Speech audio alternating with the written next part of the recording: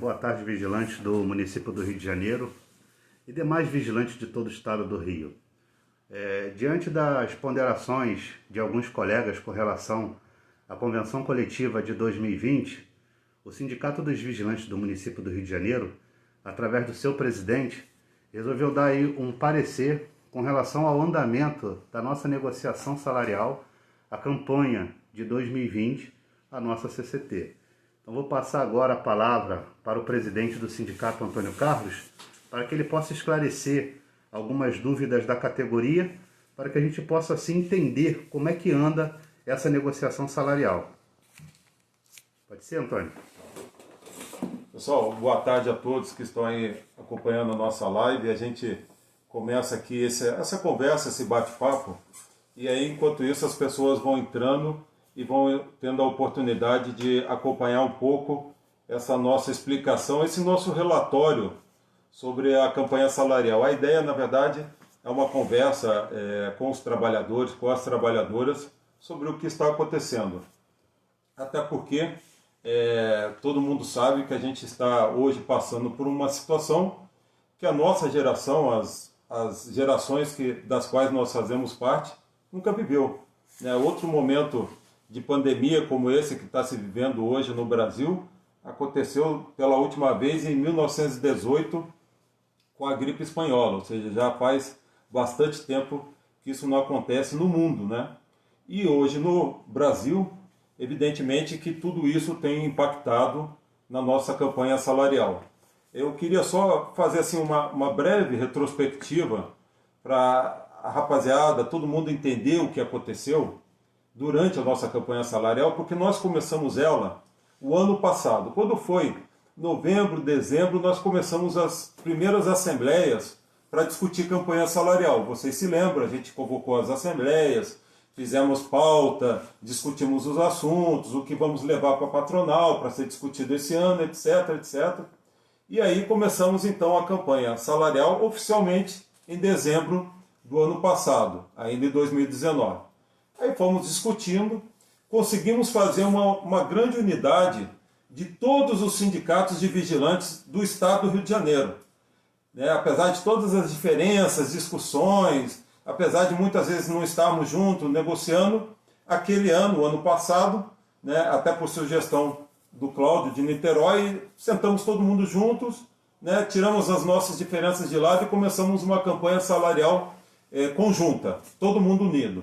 E foi, sem dúvida nenhuma, hoje a gente sabe que foi a melhor coisa que a gente fez, até porque hoje a nossa força está na unidade de todos os sindicatos e dos trabalhadores nessa campanha salarial. Ô, Antônio, deixa eu até te interromper e te fazer uma pergunta. Pode falar. Então quer dizer que nenhum sindicato no estado do Rio de Janeiro ainda assinou a convenção coletiva, é isso? Não, nenhum sindicato assinou a convenção coletiva, não tem nenhum sindicato fazendo nenhuma negociação por fora, assinando nada por fora. Nesse momento estão todos juntos, do sul do estado, pegando a região de Volta Redonda, até o último sindicato lá no norte e noroeste, que é o sindicato de Campos. Estamos todos juntos, todos negociando juntos, participando das reuniões juntos. Assim, não vi nenhum sindicato até esse momento fazendo nada diferente do que os demais estão fazendo. Isso é o que está, essas são as cartas na mesa desse momento. Quando nós chegamos nesse ano, nós chegamos a avançar bastante nas discussões, etc. Até conseguimos avançar em vários pontos da nossa pauta. E quando chegou em fevereiro, a patronal foi e fez uma proposta para a gente. Não sei se vocês estão lembrados, nós até convocamos uma assembleia, todos os sindicatos, a maior parte dos sindicatos convocaram uma assembleia para discutir a proposta da patronal. Era o reajuste ou de 3,92, ou de 3,90, ou de 4, e aí o reajuste no ticket. O que aconteceu? Quando nós estávamos lá negociando e chamamos a assembleia, isso em fevereiro, a nossa data base é 1º de março, a maioria dos trabalhadores decidiram o seguinte: olha, é fevereiro, a inflação do nosso período ainda não saiu, vamos segurar mais um pouco para esperar a inflação oficial do nosso período sair E aí sim, em cima de uma inflação real, a gente discutir se a gente aceita ou se não, o que nós vamos pedir a mais do que está sendo proposto pela patronal. Mas, de qualquer maneira, nós já tínhamos alguma coisa na mão naquele momento, que era ou 3,90% ou 4% e mais o reajuste do ticket. O que acontece, pessoal? Como a nossa data base é 1º de março, o IBGE, que mede a inflação através do INPC para todas as categorias, para a maior parte das categorias, o INPC é a medida de inflação para a nossa negociação salarial. Como o IBGE vai soltar a inflação do nosso período lá pelo dia 15 do mês, geralmente 15 de março sai a inflação oficial, nós pensamos, vamos então aguardar a inflação, assim decidiu a categoria, né? Vamos aguardar a inflação oficial e aí a gente discute. Até porque o que acontece? Às vezes você pensa assim, a inflação vai vir mais alta, vem mais baixa. Às vezes você pensa, vai vir mais baixa, vem mais alta. Realmente, sempre é bom esperar a inflação. E assim decidimos. Só que quando chegou no início de março, veio o decreto do governo do estado tratando da pandemia e fechando shoppings, fazendo todas aquelas restrições de atividades, transporte urbano, shopping, etc., proibindo essas atividades em vista da pandemia. Isso veio na nossa cabeça bem no momento que ia sair o índice oficial e a gente ia poder chegar a uma finalização da nossa campanha salarial. Aí o que aconteceu? A patronal, quando saiu o decreto do governador, nós fomos lá no dia 13, que já estava para sair o índice, e eles suspenderam a campanha salarial. Quando eles suspenderam a campanha salarial em virtude do decreto do governo do estado tratando da pandemia, aí começou o nosso calvário e todas as nossas dificuldades, porque nós não conseguimos mais sentar para discutir.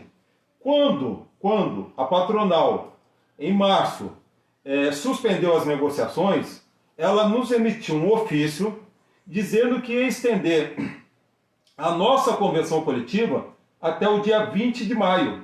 Até o dia 20 de maio. E nós confiamos. Ele passou o documento, ofício, assinou, etc. Nós confiamos.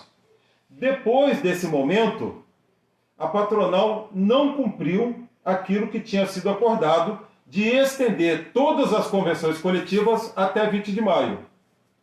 Nós fomos, brigamos, discutimos, procuramos, mandamos ofício, reunimos os sindicatos através de videoconferência e não conseguimos avançar em nada. Aí o que nós fizemos? Porque era para estender as convenções coletivas até 20 de maio e quando chegasse 20 de maio, a gente retomaria as negociações, até porque em março se acreditava que no máximo até maio esse problema da pandemia estaria resolvido. Quando foi chegando, então, nesse período que seria a retomada das negociações e a gente verificou que a patronal não ia efetivamente cumprir o que tinha assinado, nós fizemos o pedido de mediação no Tribunal Regional do Trabalho. Porque é o seguinte, greve, ações coletivas, ações que tratem de convenção coletiva, ações que tratem de assuntos como esse que eu estou falando, negociação, greve, convenção, esses assuntos, eles não são tratados na primeira instância da Justiça do Trabalho.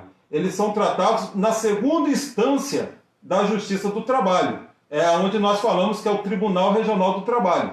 É onde ficam os desembargadores. Na primeira instância são os juízes do trabalho, que tratam de ações individuais, outras ações, e a segunda instância trata, além dos recursos, trata também dessas ações relacionadas ao mundo do trabalho em relação à greve, negociação, convenção coletiva. Então nós pedimos no Tribunal Regional do Trabalho uma mediação no Sejusc, que é justamente a Câmara responsável por esses assuntos. A Câmara, essa parte do tribunal é presidida pelo desembargador César, que é o vice-presidente do tribunal. O desembargador César, que vocês acompanham pelas videoconferências, ele é o desembargador que é o vice-presidente do Tribunal Regional do Trabalho, ou seja, uma pessoa de destaque e importância dentro do tribunal. Junto dessa audiência participa também a doutora Débora Félix, que representa o Ministério Público do Trabalho. A doutora Débora Félix é uma antiga conhecida nossa. Ela estava lá no tribunal desde a época que nós fizemos a greve de 2014. Ela que estava no tribunal já naquela época. E continua até hoje, ela também participa das audiências. Outros desembargadores também entram nessas audiências. Então, pedimos essa mediação no Tribunal Regional do Trabalho e desde então a gente vem tentando chegar a um consenso, né, a uma negociação com o patronal, com os representantes das empresas. E nessas audiências vocês verificam que participam, além dos patrões, Sindesp e empresas, participam todos os sindicatos de trabalhadores vigilantes aqui do estado do Rio de Janeiro. Nós estávamos negociando, tentando chegar a um acordo, até que a questão foi se estreitando, ficando cada vez mais difícil. Por quê? Porque para a patronal e as empresas, para eles está cômodo. A categoria está sem convenção. Como nós não temos convenção, porque ela acabou no dia 1º de março, em vista da reforma trabalhista, em vista de outras questões, mas dia 1º de março nós ficamos sem convenção, a patronal e os empresários estão acomodados, achando que isso é bom para eles. Porque os direitos que estão na convenção coletiva, eles não estão respeitando. Ou quando respeita, a gente tem que ir lá brigar para respeitar, a não ser com raras exceções. Algumas empresas estão respeitando a convenção, como se ainda estivesse em vigor, em vigência, estão respeitando completamente, mas tem muitas empresas que não estão respeitando. Então, a patronal entrou no processo de acomodação nessa situação. Até que, na última audiência que nós tivemos no Tribunal Regional do Trabalho, a doutora Débora, né, de uma maneira muito hábil, muito inteligente, a doutora Débora é uma procuradora do trabalho muito experiente e que sempre se posicionou a favor dos trabalhadores, independente da questão sindical. A doutora Débora sempre deu seus posicionamentos favoráveis aos trabalhadores, a defender os trabalhadores, os direitos dos trabalhadores, a proteger os trabalhadores. Sempre foi essa a posição da doutora Débora, que não poderia ser outra, até diante do fato dela ser uma representante do Ministério Público do Trabalho. Então, na última audiência, a doutora Débora, percebendo a dificuldade da negociação, que nós não íamos chegar a um entendimento naquela mediação, ela propôs, que está até aqui em ata, né?